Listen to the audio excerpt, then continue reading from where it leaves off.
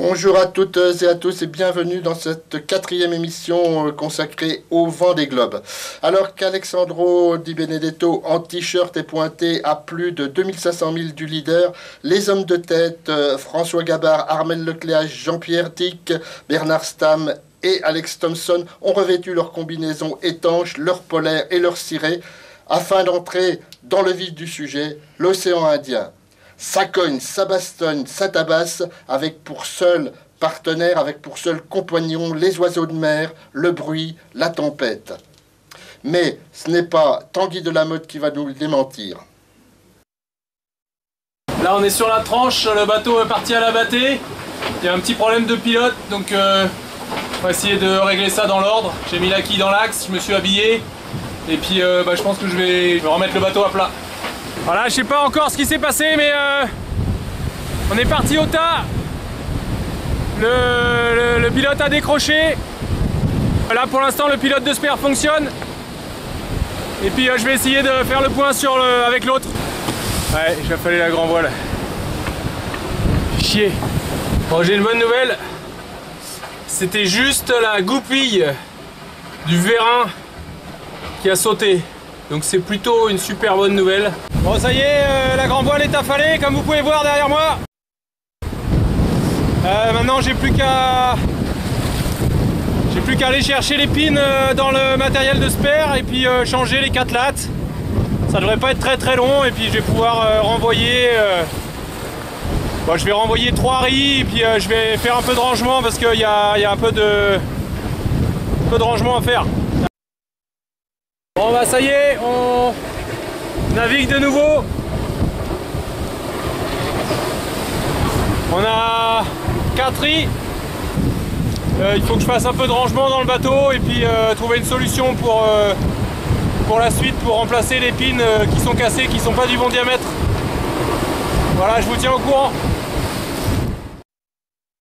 Alors, au classement du jeudi 6 novembre à 16h, François Gabard devance Armel Lecléache de 12 000. En troisième position, Jean-Pierre Dick à 49 000 de retard sur le leader. Quatrième, Bernard Stamm à 69 000. Et cinquième, Alex Thompson à 70 000. Et pour terminer ce magazine, nous revoyons en images les meilleurs moments de la troisième semaine de course.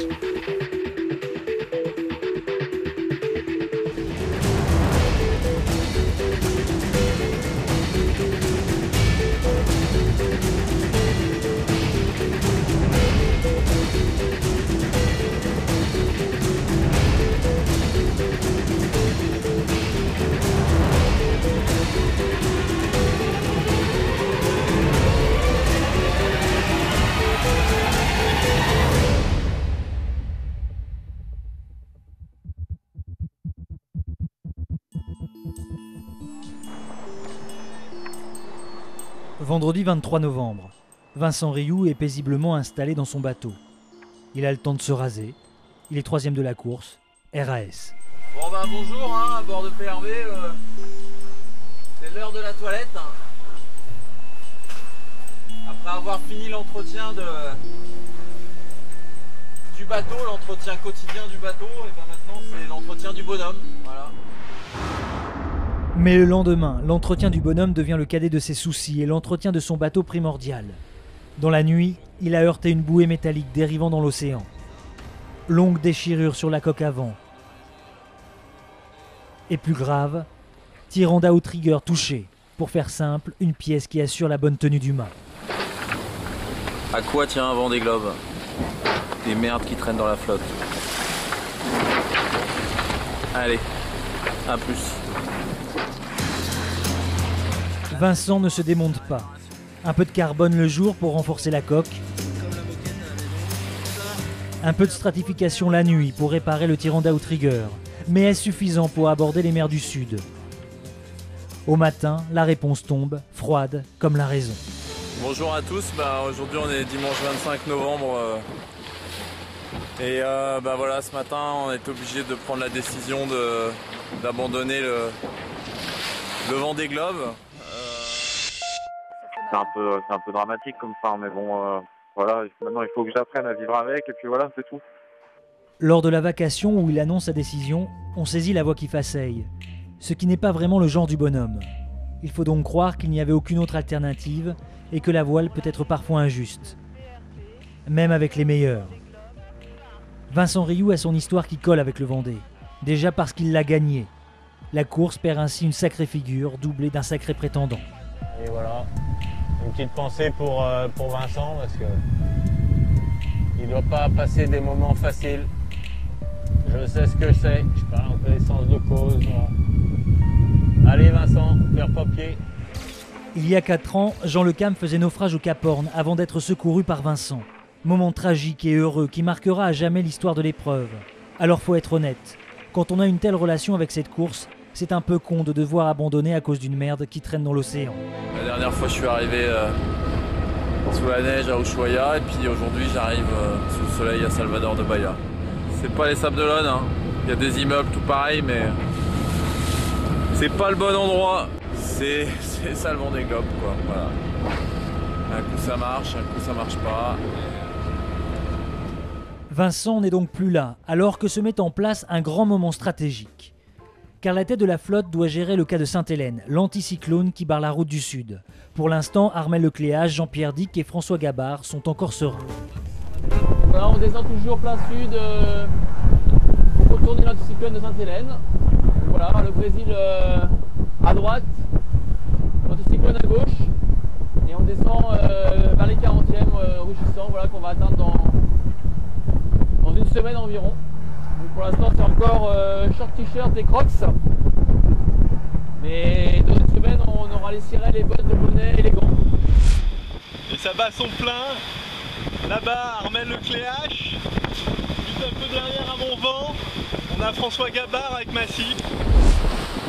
Comme vous pouvez le voir, pas beaucoup de vent. Et voilà, on est à 20 degrés sud. Toujours reaching, bâbord, et puis on approche de l'anticyclone de Sainte-Hélène. On s'y approche de trop près. Je pense pas, en tout cas c'était pas prévu comme ça dans les fichiers. Mais bon, c'est la lisée, ça revient et ça repart. Peut-être que dans une heure il y aura 20. On n'ira pas jusqu'à dire que le Vendée Globe se joue là, mais on est quand même bien impatient de voir l'issue de la partie d'échecs que se livrent les marins. Jean-Pierre Dick est le premier à s'éloigner de la route directe, à plonger dans le sud.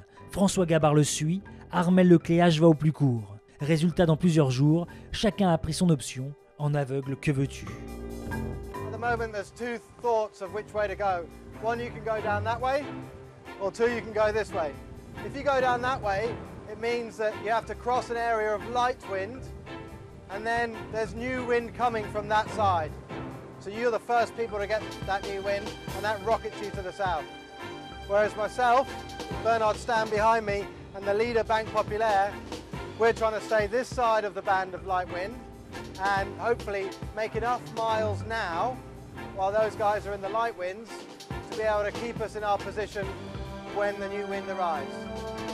It's a tricky situation and really there's no right answer right now. Toujours est-il que cette incertitude génère du stress, de la tension, l'angoisse rôde.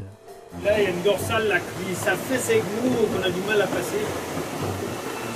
C'est bon, c'est comme ça. Donc entre les grains, c'est paisible. Et pendant les grains, c'est sport. C'est sport, c'est bien. Les positions évoluent. Jean-Pierre Dick, partisan de l'option la plus radicale, prend cher. Il est 5e, à 340 000 du leader. Ah, Pétole, quand tu nous tiens. Ouh, que c'est dur sur Virba Paprec 3 cet après-midi, depuis 6 heures. Plus un peu d'air sur le bateau. C'est un peu l'angoisse et voilà le spectacle. Pas très excitant. Si ça n'est pas très excitant pour eux, ça l'est pour nous. Parce qu'à cet instant, il y a une seule certitude, ça revient par derrière. Et il y en a un qui, l'air de rien, tire sacrément bien son épingle du jeu. Hola, hombre. ¿Qué tal? ¿Qué tal, hombre? Muy bien? Ouais, et je fais pas que bricoler aussi, je sais barrer aussi. Voilà, dans ces conditions-là, c'est bien de barrer parce que comme un cheval, quoi. Il faut lui montrer qui est qui. Sinon, faut être ferme au départ et smooth par la suite. Donc là, c'est top moumoute. Ça galope, on voit que le bateau est à votre vitesse. c'est un assez bonheur parce qu'on est en train de récupérer Émile sur le groupe de tête. La flottille est en train de se regrouper. Nous voilà à la chasse avec notre ami Javier Sanso au dos devant. Jean-Le Cam, Dominique Fabre et Mike Golding sont bien revenus sur le paquet de tête. Là on va assez vite, on est à 18 nœuds là. Ouais, je fais quoi? Combien? 16 nœuds? Putain, c'est pas assez. 16 nœuds, putain. Je devrais faire plus, putain, combien de vent? Un petit 18, un petit 18, 6. Ah ouais, quand même, un petit 18. Bon bah voilà, un petit 18, ça vous ira quand même. Ouais, merci Jean, un petit 18, ça le fait bien. Mais pendant qu'aux avant-postes, ils savourent leur retour ou se rongent l'essence sur la validité d'une option, les derniers, eux, passent l'équateur. Désormais, tout le monde est de l'autre côté. Côté sud. 3, 2, 1, top! Et voilà, nous voilà dans l'hémisphère sud. Et maintenant on a la tête à l'envers. C'est la fête.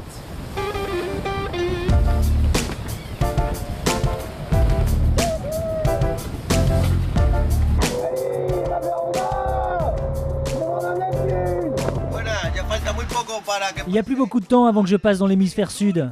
Ça y est, j'y suis. Et moi, je vais me prendre une bonne tranche de jambon. Les Français, eux, doivent boire du bon champagne. Hop là! Oh! Passage! Alessandro Di Benedetto a été le dernier à rejoindre les autres de ce côté-ci du monde. Loin derrière, mais heureux. Houston, Houston, vous m'entendez? C'est vrai, on est un peu comme dans l'espace ici, on est seul à l'extérieur du monde. Alessandro Di Benedetto, l'italien, a la joie de naviguer communicative. Même le gros oiseau cherche sa présence. Alors, quand je suis là, à la barre, ben, il vient me rendre visite. Ça fait de la compagnie. Pour le moment, c'est lui qui barre. Voilà. Il essaye au moins. Alessandro a déjà fait un tour du monde en solitaire, sans escale, sur un 650. Autrement dit, c'est un aventurier qui a l'art d'aimer la débrouille. Sa façon d'être en mer est aussi un art de vivre. Ben, c'est la salade, ici des graines. Voilà. Alessandro offre en permanence des leçons de choses. Mais n'est-ce pas aussi un des mérites du Vendée Globe, d'ouvrir la tête, de saisir la petitesse et la grandeur du monde, de transmettre quelques valeurs valables en tout temps et en tout lieu. Les skippers me semblent avoir des qualités d'humilité face à la mer, face aux éléments, de courage, de persévérance. Et je trouve que finalement dans le monde scolaire, c'est intéressant de retrouver ces qualités-là. À Lanneville-sur-l'Essonne, Loiret, dans l'école communale, le Vendée Globe est une source de discussion quotidienne. Et si les enfants en apprennent beaucoup, ils sont aussi très au fait du déroulé de la course. Ils avancent vite, ils se dépassent, ils avancent. Et maintenant, c'est qui en tête de la course? Vous le savez, vous l'avez dit. Armel Lecléache. Oui, mais jusqu'à quand? Vendredi 30 novembre, lors de la vacation, il a livré les premières tendances du grand jeu stratégique mis en place quelques jours plus tôt. Les écarts se resserrent comme prévu avec mes camarades qui s'est passé en ouest. Donc l'option vancière et de François était un peu meilleure, je pense. Il est pas loin d'être devant à la fin des glaces. Donc. Armel Lecléache, leader de la course depuis 2 semaines, serait donc sur le point de laisser sa place au profit de Jean-Pierre Dick et François Gabard. On utilise le conditionnel car on sait trop la part de manipulation qui se cache dans les vacations et on voit bien que les écarts sont infimes. Mais quand même, il faut aimer jouer à se faire peur quand on est marin, quand on mise tout sur une option dont on n'est jamais sûr. Jean-Pierre Dick a joué et gagné, semble-t-il. Ça envoie du bois sur Virbac Patrick 3. La pétole a laissé place au grand vent. Le Grand Sud est là. Et bienvenue dans le monde de Virbac Patrick 3. Un mois dans le Grand Sud, ça commence. C'est parti avec une belle petite dépression.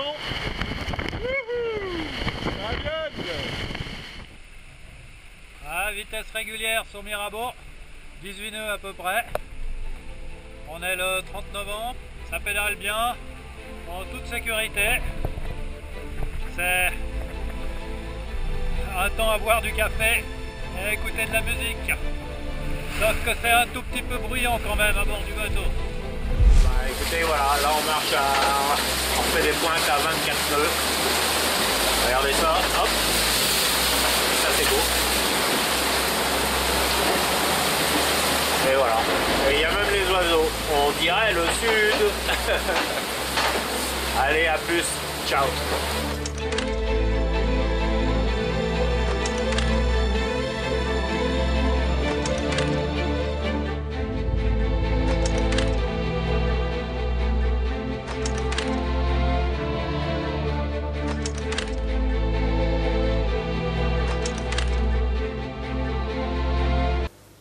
Cette émission est maintenant terminée. Je vous donne rendez-vous la semaine prochaine pour de nouvelles aventures.